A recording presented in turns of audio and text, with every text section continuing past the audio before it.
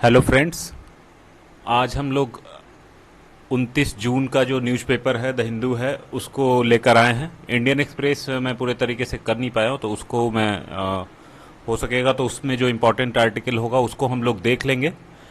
और एक शिकायत और थी व्यूअर्स में कि वॉइस क्वालिटी थोड़ी सी ख़राब आ रही है, तो उस पर आज हम लोगों ने काम किया है। तो चलते हैं हम लोग आज अपने पहले आर्टिकल पे।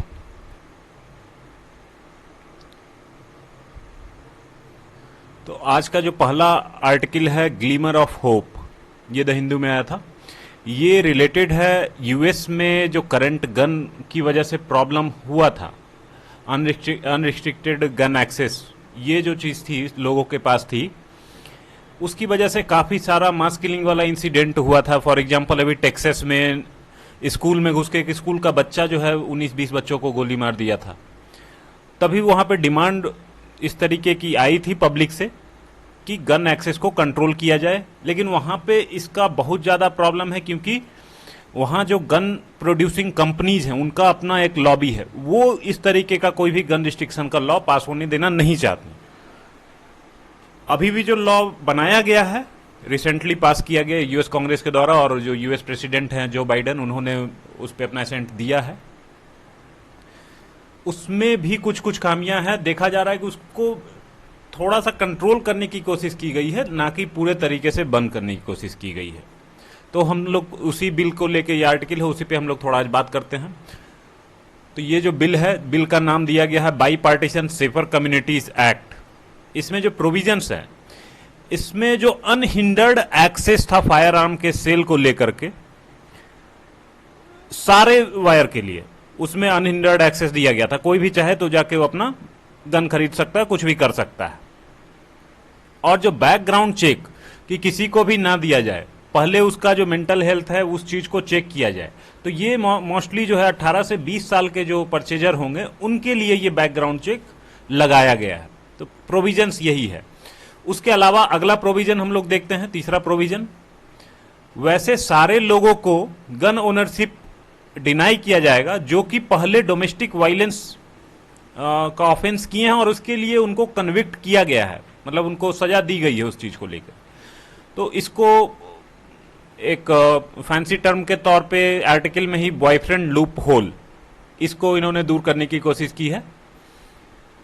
फिर अगला जो है रेड फ्लैग लॉ, ये भी उसी तरीके का जिस तरीके से बॉयफ्रेंड लूप होल वाली बात की गई है। तो ये भी इसके अंदर में क्या बोला गया है कि वैसा हर पर्सन जो कि डेंजरस परसीव हो रहा है, डीम हो रहा है, वैसा उसका लग रहा है कि ये जो है गन का मिसयूज कर सकता है, उससे गन को एक्सेस को छीनने के लिए स्टेट्स को फंड दिया जाएगा। इसमें प्रोविजन ये है। और अगली बात यह है कि $13 बिलियन स्टेट्स को दिया जाएगा, सारे स्टेट्स में बांटा जाएगा, सो दैट कि स्कूल में जो मेंटल हेल्थ है उस पर काम करे, किसी तरीके का क्राइसिस होता है तो वहां पे इंटरवेन किया जाए, violence prevention program, school safety, इन सारे चीजों पे $13 बिलियन खर्च किए जाएंगे। तो ये तो प्रोविजन हो गया। अब आ जाते हैं इसमें इशू क्या है, प्रॉब्लम क्या क्या है। तो ये एक्ट कहीं से भी लिमिट नहीं करता है अवेलेबिलिटी ऑफ वेपन्स को। जिस तरीके से गन जो है हर मोहल्ले, नुक्कड़, हर जगह पे वहां पे मिल जा रहा है, बहुत इजीली एक्सेस है, तो उस एक्सेस पे कहीं से भी काम नहीं किया गया है कि एक्सेस को ही लिमिट किया जाए। स्पेसिफिकली कुछ ही पर्टिकुलरली जैसे इंडिया में है, लाइसेंस मिलता है गन सेल करने का, परचेज करने रखने के लिए भी आपको लाइसेंस चाहिए, तो वो उस तरीके का जो सेलिंग वाला लाइसेंस है उस तरीके का कुछ भी प्रोविजन नहीं लाया गया है। फिर अगली जो बात है, इसमें जो इशू है, जो अपोजिट पार्टी थी डेमोक्रेट्स वाले, वो बोल रहे थे कि हर किसी का बैकग्राउंड चेक किया जाए जिसको भी आप फायर आर्म दे रहे हैं। तो ये यूनिवर्सल जो बैकग्राउंड चेक की बात की गई है, मतलब हर किसी पे अप्लाई हो, ये चीज को अकोमोडेट नहीं किया गया और सिर्फ वही 18 से 20 साल वाले जो बच्चे हैं उनके मेंटल हेल्थ, उसके बैकग्राउंड को चेक करने का प्रोविजन इसमें लाया गया है। फिर अगला जो इसमें इशू ये बताया गया कि असॉल्ट वेपन बैन, ये 1994 में यूएसए में अप्लाई किया गया था, जो कि एक डेकेड के बाद, 10 साल के बाद एक्सपायर हो गया। तो इसको भी ये एक्ट रिवाइव नहीं करता। लेकिन अभी जो मास शूटिंग हुई थी टेक्सास और न्यूयॉर्क में, वहां पे यही देखा गया था कि इसी तरीके का असॉल्ट वेपन ही यूज किया गया था। तो इससे दिखता है कि हो सकता है कि इस तरीके का जो लॉ बनाया गया है उसका इफेक्टिवनेस उतना अच्छा ना हो। तो इस आर्टिकल में इतना ही था। हम लोग आते हैं अगले आर्टिकल में। अगला आर्टिकल उसमें जो है वो रिलेशन बता रहा था पीसी महालनोबिस, जो जिनको प्लान मैन ऑफ इंडिया के नाम से भी जाना जाता है। जून 29 आज उनका बर्थडे है और इसको पूरे इंडिया में नेशनल स्टैटिस्टिक्स डे के तौर पे मनाया जाता है उन्हीं की याद में।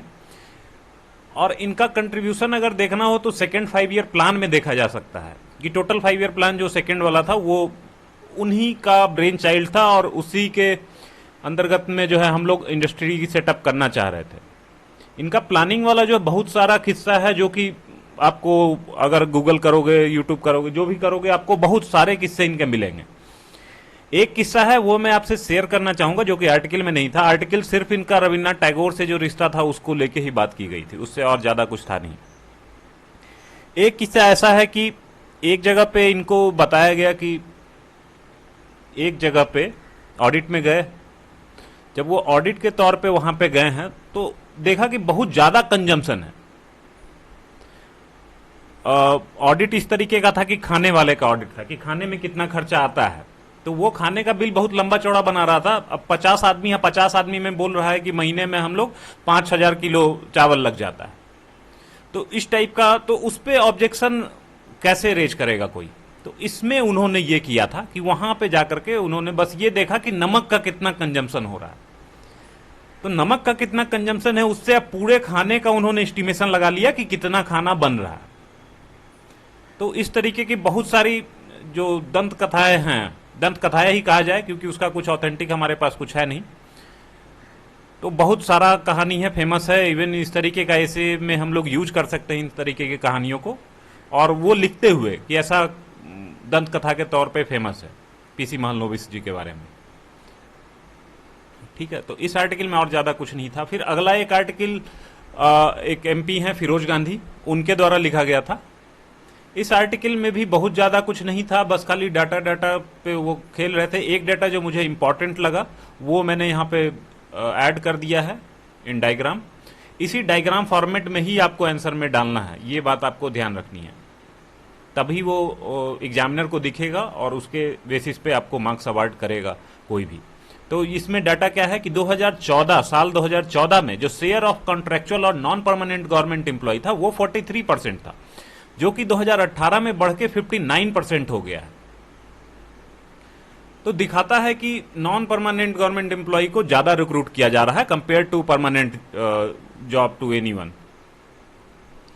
साथ में जो ऑथर हैं वो सजेस्ट ये करते हैं कि बहुत सारा ग्रीन जॉब का अपॉर्चुनिटी ओपन हो रहा है, जैसे कि रिन्यूएबल पावर जो सोलर एनर्जी है, इस तरीके का विंड एनर्जी है, बहुत सारी एनर्जी इस तरीके की हैं, उसमें बहुत सारा एवेन्यू है जहां पे कि ग्रीन जॉब्स क्रिएट होने वाले हैं। वेस्ट मैनेजमेंट में वेस्ट को रिसाइकल करोगे, कुछ भी करोगे, तो ये उसमें आपको आदमी की ज्यादा जरूरत पड़ेगी। इलेक्ट्रिकल व्हीकल पूरा मार्केट अभी एक्सप्लोर नहीं हुआ है, तो इसमें बहुत सारी अपॉर्चुनिटीज है जहां की क्रिएट हो सकता है। और जो ऑथर का सजेशन है वो सजेस्ट कर रहे हैं गवर्नमेंट को कि आप जो है डाउन साइज ना करें, आप राइट साइज करें गवर्नमेंट जॉब को कि कितना रिक्वायरमेंट है।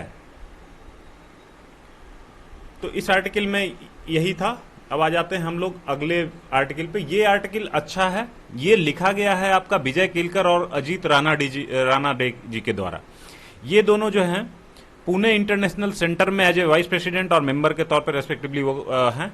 और विजय केलकर जी का नाम जो है वो यूपीएससी एस्पिरेंट को हमेशा याद रखना चाहिए, क्योंकि कुछ ना कुछ कमिटीज गवर्नमेंट की बनती हैं जिसमें कि ये हेड करते होते हैं। जैसे कुछ दिन पहले ही विजय केलकर जो है पीपीपी को रिवाइव करने के लिए गवर्नमेंट ने कमिटी बनाई थी, उसको ये हेड कर रहे थे।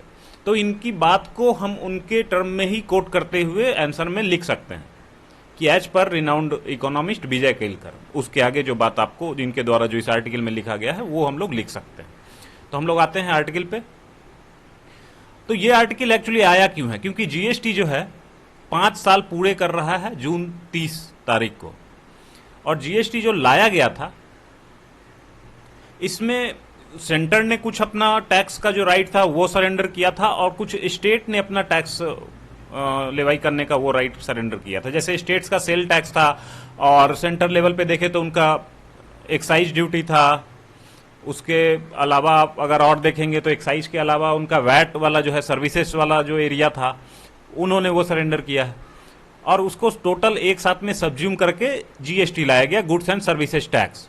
तो जीएसटी ने इनिशियली प्रॉमिस किया था कि frictionless commerce across state borders, जो हर स्टेट बॉर्डर के बीच में जो ट्रांजिशन का लगता था पैसा, कि आप एक स्टेट से दूसरे बॉर्डर में जा रहे हो तो वो एक कलेक्शन पॉइंट होता था, वहां पे ऑक्ट्राई चुंगी टाइप से व्यवस्था होता था कि आप उसको वहां पे कटाओगे अपना बिल, उसके बाद फिर अगले स्टेट में सामान जाएगा। तो उसका रिक्वायरमेंट पूरे तरीके से कम हो गया है। तो इससे ना सिर्फ टैक्स में ईज हुआ, उसके अलावा जो मूवमेंट है गुड्स का वो भी तेज हुआ है। फिर दूसरी बात प्रॉमिस की गई कि बेटर टैक्स जो कंप्लायंस है वो होगा। तो वो टैक्स कंप्लायंस हम लोग अभी देख भी रहे हैं, थोड़ा सा टैक्स रेट हम लोग का कंटिन्यू हम लोग देख रहे हैं कि जो अप्रैल में 1.67 लाख करोड़ का कलेक्शन था, फिर आपका मई में जो है 1.41 लाख करोड़ आई थिंक है। सो इसको थोड़ा सा आपको चेक करना पड़ेगा, डाटा इसी के अप्रॉक्स में है जहां तक मुझे याद आ रहा है। तो हम लोग करीब करीब 1.5 लाख करोड़ के आसपास पहुंच रहे हैं। 1.4 एक महीने रहता है, अगले महीने 1.67, इसी टाइप का हमारा डाटा है। तो टैक्स कंप्लायंस बढ़ा है तो टैक्स कलेक्शन भी उसके हिसाब से बढ़ा है। फिर अगला जो ऑब्जेक्टिव था हमारा, removal of cascading effect. Cascading effect क्या होता है? ये होता है कि किसी प्रोडक्ट को आपने परचेज किया, उस पर आपने टैक्स दिया, ठीक है, अब उस प्रोडक्ट को यूज करके आप दूसरा कुछ नया प्रोडक्ट बना रहे हैं, तो ये जो आपने टैक्स दिया था वो तो आपका इनपुट हो गया। अब उस पे जो आगे बनेगा तो वो जो होगा इनिशियल कॉस्ट उस प्रोडक्ट के लिए काउंट होगा। तो ये क्या होगा कि फिर उस टैक्स के ऊपर अगला टैक्स लग जाएगा, जो आगे दूसरा सामान जो आदमी बेचेगा जो बना के, उस पे तो उसको जो इनपुट लगा टैक्स वाला वो भी पैसा वो बताएगा कि मेरा इनपुट ही लगा था, और उस पे फिर से टैक्स लग के उसको देना, सामने वाला जो लास्ट यूजर है उसको देना पड़ेगा। तो इसी चीज को रिमूव करने का इसमें कोशिश किया गया है। तो इसका कोशिश हम लोग देख सकते हैं कैसे कि इनपुट टैक्स क्रेडिट वाला जो मैकेनिज्म है, कि जितना भी आपने टैक्स दिया जो मिडिल यूजर है इंटरमीडिएट लेवल पे, वो आपको वापस मिल जाएगा as a medium of input tax credit, वो आपको वापस जमा हो जाना है। तो इसको रिमूव करने का ये प्रॉमिस करता है। खैर चलिए आगे देखते हैं हम लोग। इसमें एक बात जिस पे बात की गई है इस आर्टिकल में है कि जीएसटी कंपनसेशन टू स्टेट्स। ये इनिशियली बोला ये गया था कि 5 साल के लिए दिया जाएगा स्टेट्स को, और जिसको पेमेंट करने के लिए एक मैकेनिज्म बनाया गया कि जीएसटी कंपनसेशन सेस प्रोडक्ट के ऊपर अलग से लगाया जाएगा। और जो सेस ये बनाया गया, इससे आपको स्टेट को कंपनसेशन करेंगे। जो कंपनसेशन का अमाउंट होगा उसमें भी ये चीज प्रॉमिस किया गया था कि हम लोग ये कंसीडर करके चलेंगे कि हर साल ईयर ऑन ईयर बेसिस पे आपका जो टैक्स है वो 14% का एनुअल ग्रोथ हम लोग एज्यूम करके उस रेट से स्टेट्स को दिया जाएगा। बेसिकली ये जो रेट है 14% का, इसका कोई ग्राउंड नहीं था, क्योंकि पिछले 5 साल में भी स्टेट्स का टैक्स इतना बढ़ा नहीं था कि 14% पिछले 5 साल से बढ़ रहा हो, उसको ग्राउंड ले लिया जाए, उसके बेसिस पे इसको बढ़ा दिया जाए। बस खाली ये था कि स्टेट्स को ऑन बोर्ड लाया जा सके सो दैट जीएसटी को इंप्लीमेंट करने में सहायता हो। फिर अब आगे बात आती है कि अभी तो 5 साल कंप्लीट हो रहे हैं, तो अब जो है कंपनसेशन जो स्टेट्स को दिया जा रहा था वो खत्म होने का टाइम आ गया है। तो बात यह आती है कि जो ये कंपनसेशन स्टेट्स को दिया जा रहा है, इसको चलते रहने देना चाहिए या फिर इसको बंद करना चाहिए। बंद करने वाली बात तो एक्ट में ही है, अब कंटिन्यू रखना चाहिए। तो जो ऑथर हैं वो सजेस्ट यही करते हैं कि इसको कंटिन्यू करना चाहिए। उसके लिए वो 4 रीजन देते हैं। रीजन के तौर पे बोलते हैं क्या कि स्टेट्स के पास अपना खुद का कैपिटल रेज करने के लिए बहुत ही लेस ऑप्शन है, क्योंकि बाहर से भी बोरोइंग करेगा तो उसमें सेंटर का परमिशन चाहिए, काफी सारा रिस्ट्रिक्शंस है, जो कि सेंटर के ऊपर उस लेवल में रिस्ट्रिक्शन नहीं है।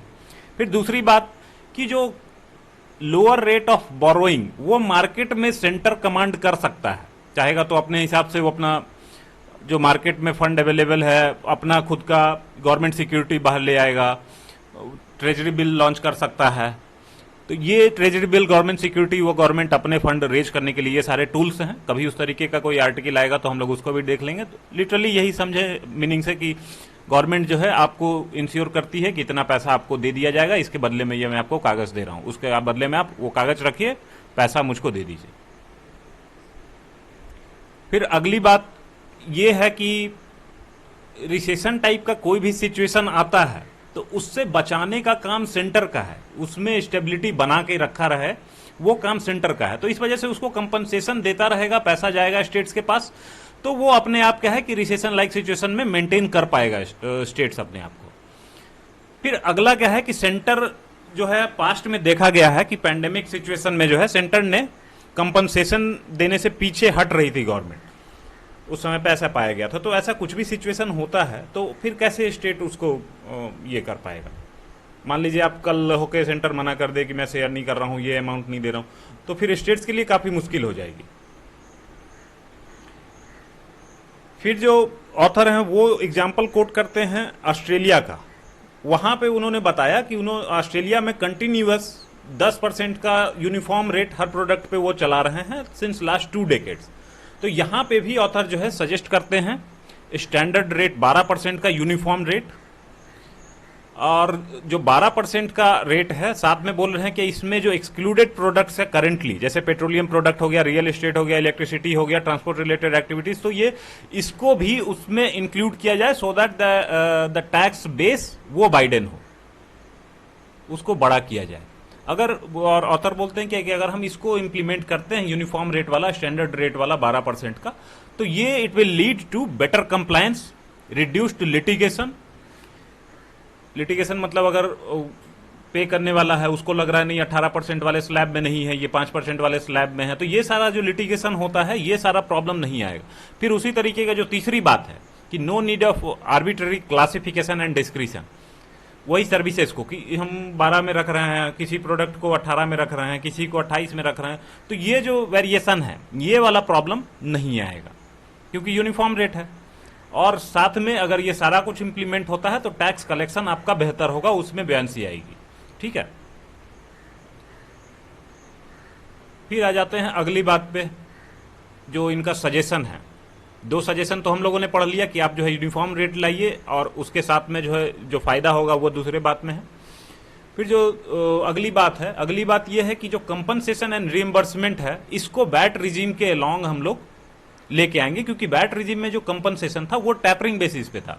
मतलब क्या है कि अगले 5 साल तक आपको इतना % दिया जाएगा, फिर उसके अगले 5 साल में आपको जो है 50% ना देके 30% ही कंपनसेट किया जाएगा। तो ऐसे धीरे धीरे धीरे धीरे फेज आउट हो, तब स्टेट्स उसको बेटर कॉप अप कर सकते हैं। अगला जो सजेशन यहां पे ये ऑफर करते हैं वो है 3rd ईयर ऑफ गवर्नमेंट के लिए। ये 3rd ईयर ऑफ गवर्नमेंट में बोलते क्या है कि जो आप 12% का रेट आप लगा रहे हो उसमें 10% जो है आप सेंटर और स्टेट के बीच में डिस्ट्रीब्यूट कर लो, और बाकी जो 2% है वो 3rd ईयर ऑफ गवर्नमेंट को दिया जाए सो दैट उनका फाइनेंशियल ऑटोनॉमी इंश्योर किया जा सके। जो 3rd ईयर ऑफ गवर्नमेंट जैसे आपका म्युनिसिपैलिटी हो गया या पंचायत बॉडीज हो गई, उसके लिए हम लोग ये टर्म यूज करते हैं। तो अभी भी हम लोग देखते हैं कि वो 3F वाला प्रॉब्लम जो है उनके साथ है, फंड, फंक्शन और फंक्शनरीज। तो ये फाइनेंशियल ऑटोनॉमी देने के साथ हम उनका जो फंड वाला प्रॉब्लम है उसको बहुत हद तक सॉल्व कर पाएंगे। इसके अलावा जो सजेशन है उनका वो है कि सिंप्लीफिकेशन आप करें जो इंटर स्टेट जीएसटी का एडमिनिस्ट्रेशन है उसको लेके, और जो ई वे बिल है, ई वे बिल होता है कि आपका वही जो मूवमेंट जो गुड्स का आप करा रहे हैं जीएसटी के अंतर्गत में, तो वो मूवमेंट के लिए ई वे बिल आपको लेके जाना होता है, तभी आपका मूवमेंट अलाउ होता है। एक स्पेसिफिक बड़ा अमाउंट अगर आप लेके जाते हैं तो वो थ्रेशोल्ड लिमिट है, उसके बियॉन्ड लेके जाओगे ई वे बिल आपको लेके जाना है, तभी आपका मूवमेंट अलाउ किया जाएगा। और साथ में जो एक्सपोर्ट्स हैं उसको जीरो रेटेड किया जाए। मतलब क्या है, जो आपको टैक्स आप वहां कहीं से सामान आप ला रहे हो उसके बेसिस पे आप उसको बाहर भेज रहे हो फिर वापस एक्सपोर्ट कर रहे हो, तो वो जीरो रेटेड होना चाहिए। ठीक है, तो ये आर्टिकल आपका विजय केलकर और अजीत रानाडी जी के द्वारा लिखा गया है। इसका कोई भी बात हो आप उनके नाम से कोट कर सकते हो। अब चलते हैं हम लोग अगले आर्टिकल पे। तो अगला जो आर्टिकल है, कल मैंने एक पॉइंट दिया था कि G7 जो है एक प्रोजेक्ट लॉन्च कर रहा है बीआरआई को काउंटर करने के लिए। इसका नाम दिया है partnership for global infrastructure and investment, PGII। तो उसी पे आज आर्टिकल आ चुका है, तो इसका हम लोग डिटेल्ड देख लेते हैं। ये इंपॉर्टेंट इस वजह से भी है क्योंकि ये क्वेश्चन में बहुत ज्यादा प्रोबेबल है कि आ सकता है, क्योंकि चाइनीज बीआरआई अभी तक के यूपीएससी मेंस में 2-3 बार लगातार आ चुका है। तो हम लोग इस आर्टिकल पे चलते हैं। ये G7 वाला जो प्लान है PGII, इसमें क्या है, हम लोग कल भी देखे थे कि कलेक्टिवली जो है मोबिलाइज कराना है 600 बिलियन। इसमें टाइम फ्रेम क्लैरिटी के साथ आया कि 2027 तक इनको और ये मोबिलाइजेशन कराना है फंड का, और इसका इन्वेस्टमेंट कहाँ किया जाएगा? तो वो इन्वेस्टमेंट होगा डेवलपिंग और मिडिल इनकम कंट्रीज के इंफ्रास्ट्रक्चर प्रोजेक्ट्स में in a game changing and transparent manner. ये कीवर्ड इंपॉर्टेंट है कि गेम चेंजिंग कैसे? गेम चेंजिंग इस तरीके से कि वो यहां पे काउंटर करना चाह रहा है बीआरआई को क्लियरली, क्योंकि बीआरआई अभी तक मार्केट कैप्चर करता चला जा रहा है, बहुत सारी कंट्रीज उससे जुड़ती चली जा रही हैं। और ट्रांसपेरेंट, क्योंकि ये one of the loop hole है जिसके बेसिस पे बीआरआई को क्रिटिसाइज किया जाता है कि ये ट्रांसपेरेंट सिस्टम नहीं है। तो ये बोल रहा है कि हम बेहतर अल्टरनेटिव के तौर पे आ रहे हैं और बिल्कुल ट्रांसपेरेंट सिस्टम के तौर पे रहेंगे। अगर हम ये पीजीआईआई का बैकग्राउंड देखें तो 2021 के G7 मीटिंग में ही build back better world B3W ये प्रोजेक्ट इन्होंने अनाउंस किया था। इसमें ये इसका ऑब्जेक्टिव था कि जो 40 ट्रिलियन इंफ्रास्ट्रक्चर गैप है डेवलपिंग वर्ल्ड में, इसको हम लोग नैरो डाउन करें, मिलके इसको इन्वेस्ट करें, so that world becomes a better place to live. अब इसी प्रोजेक्ट G7 वाले में ही इन्होंने अभी करंट में अनाउंस किया है $200 billion in the forms of grant, public financing and private capital for the coming 5 years. 5 साल में 200 बिलियन। इसी लाइन पे जो है यूरोपियन यूनियन 300 बिलियन अनाउंस किया है। बेसिकली जो किस प्रोजेक्ट, किस टाइप के प्रोजेक्ट में इन्वेस्टमेंट होगा वो 4 ब्रॉडर पिलर हैं, उस पे बांट दिया गया है। ये चारों ब्रॉडर पिलर हम लोग अगर याद रखेंगे तो इस इनिशिएटिव को बेहतर तरीके से किसी भी आंसर में लिख सकते हैं। जैसे पहला आपका जो पिलर है वो है क्लीन एनर्जी सप्लाई चेन। ये क्लीन एनर्जी बेसिकली है आपका एनर्जी सिक्योरिटी के लिए and to tackle climate crisis. दूसरा है bolstering digital ICT, information communication technology, उससे रिलेटेड जो भी अभी नया 5G 6G जो आ रहा है उसका इंफ्रास्ट्रक्चर को बूस्ट करने के लिए। अगला जो पिलर है वो है advance gender equality and equity. Mostly जो फीमेल्स हैं उनके वेलफेयर के लिए उनको हर तरीके का इंफ्रास्ट्रक्चर, सोशल इंफ्रास्ट्रक्चर जो भी एक्सेस उनको प्रोवाइड किया जाना है उसके लिए। और नेक्स्ट है build and upgrade global health infrastructure. अभी कोविड पैंडेमिक की वजह से कोई भी इस तरीके का इनिशिएटिव अगर लिया जाता है तो उसमें हेल्थ एक प्रोमिनेंट फीचर के तौर पे दिखता है, तो वो इसमें भी इंक्लूडेड है। और इस प्रोजेक्ट के अंतर्गत में कुछ काम शुरू भी हुआ है, जैसे वैक्सीन फैसिलिटी एट सेनेगल, वो 3.3 मिलियन का वहां पे शुरू हुआ है। फिर इंडिया में अनाउंस हो चुका है omnivore agritech and climate sustainability fund in India. ये बेसिकली आपका जो फूड सिक्योरिटी है उसको इंश्योर करने के लिए है। हाँ, तो ये वाला पोर्शन जो है बहुत ही ज्यादा इंपॉर्टेंट है, बिल्कुल इसी टेबुलर फॉर्मेट में आप आंसर में उठा के लिख सकते हैं। और मोस्ट प्रोबेबल 1 या 2 साल के अंदर, हो सकता है इसी साल में, इस चीज को पूछ ले इस साल के यूपीएससी मेंस में कि आप कंपेयर करें बीआरआई और पीजीआईआई को। तो ये कंपैरिजन हम लोग देखते हैं।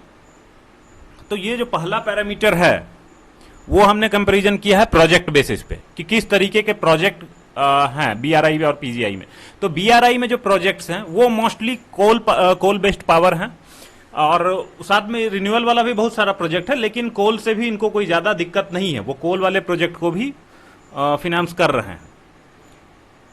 उसी लाइन पे हम लोग देखते हैं पीजीआई में क्या है, तो उनका स्टार्टिंग ही होता है वैल्यू बेस्ड प्लानिंग, और जिसका कि मेजर फोकस जो है climate action and clean energy पे है। तो एक तो प्रोजेक्ट में अंतर हो गया। फिर दूसरा देखते हैं फंडिंग पे। तो जो बीआरआई का एस्टिमेशन है वो है अराउंड 1.2 ट्रिलियन टू 1.3 ट्रिलियन, जबकि इसका जो पैसा दिया जा रहा है वो अभी इन्होंने $600 बिलियन इतना अभी रख के चल रहे हैं। ये दूसरा नेचर ऑफ कौन पैसा देगा, तो पैसा जो बीआरआई में है मोस्टली जो चाइनीज गवर्नमेंट है उसके द्वारा ही फंडेड है, मोस्टली स्टेट फंडेड है। जबकि पीजीआईआई में हमने देखा कि ग्रांट के फॉर्म में रहेगा, इन्वेस्टमेंट के फॉर्म में रहेगा, फिर जो स्टेट है उसका भी इन्वेस्टमेंट हो सकता है, प्राइवेट बॉडीज हैं वो भी आ सकती हैं। तो ये अंतर है। फिर अगला जो फैक्टर है ट्रांसपेरेंसी। तो ट्रांसपेरेंसी में हम लोग देखते हैं ये है कि बीआरआई में इसकी काफी कमी है, और जो प्रोजेक्ट्स हैं मोस्टली इस तरीके से हैं कि वो चाइनीज नीड्स को पूरा कर रहे हैं। Chinese needs for the sense कि मान लीजिए कोई वहां पे जो इंफ्रास्ट्रक्चर डेवलपमेंट वाली कंपनी है, अब चाइना में उन्होंने पूरा काम कर लिया, अब उसको चाहिए काम, तो उसके लिए वो बाहर का प्रोजेक्ट उसको दे देगा कि आप बाहर जाके काम करो। एम्प्लॉयमेंट भी वहां पे चाइनीज नेशनल को दे रहा है वो, खुद अपना एम्प्लॉय लेके जा रहा है कहीं पे काम कर रहा है तो। जबकि पीजीआईआई में इसका वन ऑफ द गोल हम लोगों ने देखा कि इन्होंने ट्रांसपेरेंसी को काफी हाईलाइट किया है। फिर अगला जो है मोड ऑफ इन्वेस्टमेंट, कि जो अगला आपका इन्वेस्टमेंट होगा वो इन्वेस्टमेंट जो है लो इंटरेस्ट रेट होगा बीआरआई में, जो कि 10 साल के पीरियड के लिए दिया जाएगा। और ये थोड़ा सा इतना ओपेक नेचर का है कि कब आप डेब्ट डिप्लोमेसी में फंस जाते हैं कंट्रीज को पता भी नहीं चलता है। जैसे जो चाइना पाकिस्तान इकोनॉमिक कॉरिडोर है जो बीआरआई का पार्ट है, उसका एस्टिमेशन ये है कि ये जो है $62 बिलियन का उसके ऊपर इसकी वजह से डेट बनेगा। और एक और एग्जांपल हम लोग अपने पास में ही देख लेते हैं, अपना हम्बनटोटा पोर्ट वाला श्रीलंका में। उनका डेट इतना बढ़ गया कि हम्बनटोटा पोर्ट जो है श्रीलंकन गवर्नमेंट ने चाइना को लीज पे दे दिया फॉर 99 ईयर्स। और इसका मोड ऑफ इन्वेस्टमेंट आपने बीआरआई में देख लिया। अब हम लोग पीजीआईआई में देखते हैं। तो पीजीआईआई में जो मोड ऑफ इन्वेस्टमेंट रहेगा मोस्टली ग्रांट या इन्वेस्टमेंट का फॉर्म में रहेगा। इस तरीके का कोई लोन फॉर्म में नहीं है। ग्रांट मतलब आपको दे दिया गया, उस पर आपको रिटर्न करने की जरूरत नहीं है। और इन्वेस्टमेंट इस तरीके का है कि आपके यहाँ प्रोजेक्ट बना दिया, वो इन्वेस्ट कर रहा है, उससे वो अपना अर्न करेगा, लेके चला जाएगा, प्रोजेक्ट आपके यहाँ ही रहेगा, वो आपके ऊपर कोई बर्डन नहीं आने वाला है उसका। अब इंडिया के केस में देख लेते हैं कि इंडिया ने बीआरआई से ऑप्ट आउट किया था। ऑप्ट आउट करने का बहुत सारा रीजन था कि ट्रांसपेरेंसी नहीं है, ओपेक है बिल्कुल सिस्टम, डेब्ट डिप्लोमेसी ये वाला चीज हो रहा है। और जो है डेट ट्रैप वाला जो है इंडिया का ऐसा एप्रीहेंशन था कि उस तरीके का प्रोजेक्ट है। तो और वो हम लोग ऊपर एग्जांपल में देखे भी कि डेट ट्रैप में बहुत सारी कंट्रीज फंसती चली जा रही हैं। और एक जो था कि हमारा खुद के टेरिटोरियल सॉवरेनिटी जो सीपीईसी है, चाइना पाकिस्तान इकोनॉमिक कॉरिडोर, वो हमारे जो पीओके वाला एरिया है उससे होके गुजर रहा था। तो हम लोगों ने उसके खिलाफ में ऑब्जेक्शन रेज किया था। और जो पीजीआईआई है इसमें ऑलरेडी प्रोजेक्ट अनाउंस भी हो गया, जो कि हमने 30 मिलियन वाला जो एग्रीटेक वाला इनिशिएटिव है वो हम लोगों ने देखा। तो यही अंतर है इसमें। इस आर्टिकल के बारे में इतना ही था। अगला जो आर्टिकल है आपका Chinese intervention in the horn of Africa. तो हॉर्न ऑफ अफ्रीका ये अभी जो है न्यूज में क्यों आया है, क्योंकि जून 20 को अभी China Horn of Africa Peace Governance and Development Conference ये अभी किया गया था। और हॉर्न ऑफ अफ्रीका में कौन कौन सी कंट्रीज आती हैं इसको हम लोग मैप में भी देख सकते हैं। ये जो येलो कलर में है आपका Sudan, Eritrea, Djibouti, Ethiopia, Somalia, Kenya, Uganda, ये सारी कंट्रीज हॉर्न ऑफ अफ्रीका में आती है। इसको आप मैप में खुद से भी देखिएगा, क्योंकि map based questions UPSC prelims में ज्यादा आने लग गए हैं। तो अभी इस बार भी काफी सारे क्वेश्चंस थे, तो इसको ध्यान में रखना जरूरी है। खैर हम लोग मेन आर्टिकल पे चलते हैं। तो जो हॉर्न ऑफ अफ्रीका में आपका इन्वेस्टमेंट है, वो चाइना जो इंटरवेंशन है वो मोस्टली 4 एरिया में कर रहा है। पहला तो आपका इंफ्रास्ट्रक्चर प्रोजेक्ट्स में कर रहा है। इसका एग्जाम्पल के तौर पे देखें तो $200 मिलियन का इन्वेस्टमेंट जो है अफ्रीकन यूनियन हेडक्वार्टर बना रहा है आदिस अबाबा में। फिर रेल लिंक कनेक्ट करने के लिए आदिस को आपको जिबूती से क्यों जोड़ रहे हैं, क्योंकि वहां का सी एक्सेस है। जो भी इन्वेस्टमेंट चाइना अंदर करेगा उसको आपको पोर्ट तक तो लाना पड़ेगा, पोर्ट तक लाएगा तभी कुछ उसका फायदा उठा सकता है। तो इसको सी पोर्ट से कनेक्टिविटी के लिए रेल लिंक दिया गया है। उसके अलावा मोम्बासा नैरोबी रेल लिंक, इस पे भी चाइना ने इन्वेस्टमेंट किया है। फिर अगला जो जोन है जहां की चाइना इन्वेस्ट करता है, जहां की इंटरवेंशन, पहला तो आपने देख लिया इंफ्रास्ट्रक्चर प्रोजेक्ट, दूसरा इंटरवेंशन हो गया फाइनेंशियल असिस्टेंस। तो फाइनेंशियल असिस्टेंस भी हम लोग देख रहे हैं कि इथियोपिया के ऊपर जो है करीब $14 बिलियन का डेट जो है चाइना के साइड से बन चुका है अभी तक। और केन्या का जो टोटल डेट है उसका 67% चाइना से अभी उनके पास आ रहा है। फिर अगला जो इंटरवेंशन है वो है आपका नेचुरल रिसोर्स को लेकर के, जैसे कि ऑयल एंड कोल। ये एग्जाम्पल इसका देखेंगे तो 400 मिलियन का मोम्बासा ऑयल टर्मिनल, उनमें इन्वेस्ट किया है। फिर मिनरल्स हो गए, gold, iron ore, precious stones, oil, natural gas जो इथियोपिया में है। उसके अलावा साउथ सूडान में भी इन्वेस्ट कर रहे हैं वो लोग तेल के लिए। फिर नेक्स्ट फैक्टर जिसकी वजह से चाइना इंटरवीन कर रहा है वो है मैरीटाइम इंटरेस्ट। तो ये जो मैरीटाइम इंटरेस्ट है वो चाइना अपने आप को अपना first military base outside China वो जिबूती में ओपन किया था। और यूएस सोर्सेस ये भी बोल रहे हैं कि केनिया और Tanzania next possible Chinese military bases हो सकते हैं।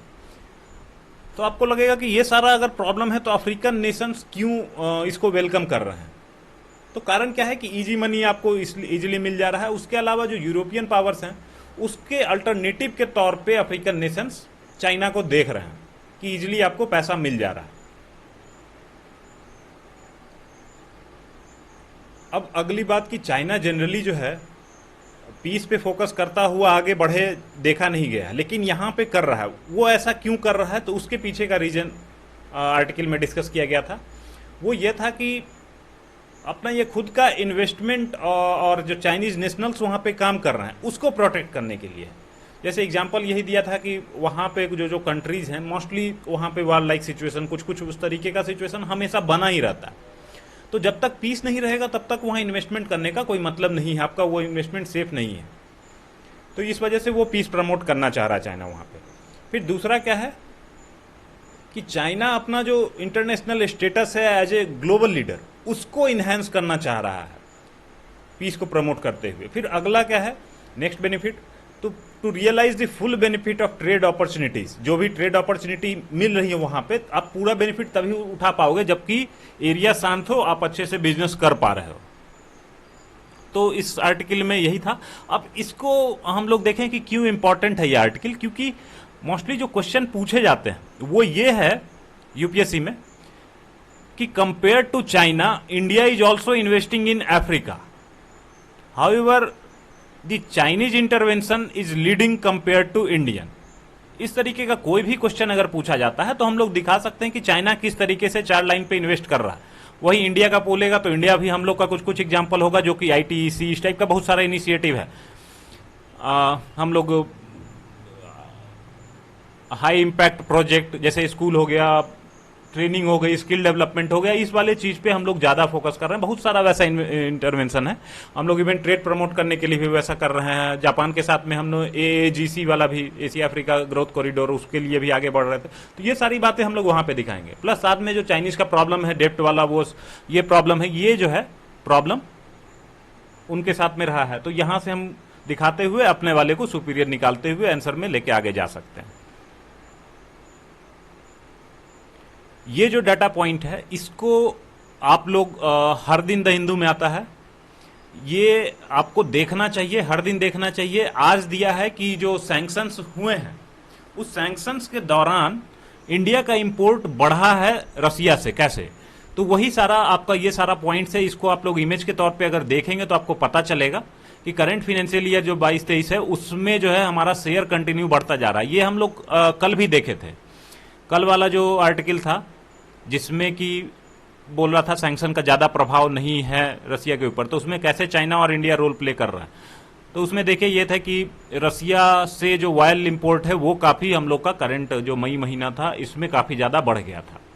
तो उसी बात को यहाँ पे लिखा गया है, दिखाया गया है। तो इसको आप डाटा के लिए कलेक्ट करके रख सकते हो। जो भी आपको प्रेजेंटेबल फॉर्मेट में हो उसको उठा के आप यहां से रखें। हर डाटा यूज नहीं किया जा सकता है, नहीं हर डाटा याद रखा जा सकता है। तो अपने सहूलियत के हिसाब से कितना आप याद रख पा रहे हैं, अपनी कैपेसिटी के हिसाब से इसको आप आगे लेके जाएं। तो हमारे पास आज इतना ही था। और कुछ बात और है, अगर जो है मुझको सीरियस सब्सक्राइबर मिलते हैं जो कि कंटिन्यूअस फॉलो करते हैं इस इनिशिएटिव को, तो हम लोगों ने सोचा है कि जो भी यूपीएससी रिलेटेड क्वेश्चंस पूछे गए हैं उसको मैं यहां पे डालूंगा। जो कि हमारे आर्टिकल से ही रिलेटेड क्वेश्चंस होंगे उसको मैं यहां पे डालूंगा। पहले दिन क्वेश्चन में डालूंगा, उसको आपको अटेम्प्ट करना है। फिर अगले दिन मैं उसका जो एक्चुअल फॉर्मेट होना चाहिए मेरे हिसाब से वो मैं डिस्कस करूंगा। बट सब्जेक्ट टू कि सीरियस सब्सक्राइबर मिले मुझे, तो आप लोग इसमें सहयोग करें। और जो डेली नोट्स है, इस डेली नोट्स के लिए आप जो है हमारे टेलीग्राम चैनल पे जा सकते हैं, सिद्धि_NPA। वहां पे आपको डेली नोट्स मिल जाता है। तो आज मेरे पास इतना ही है, हम लोग कल फिर मिलेंगे। And thank you for watching the video.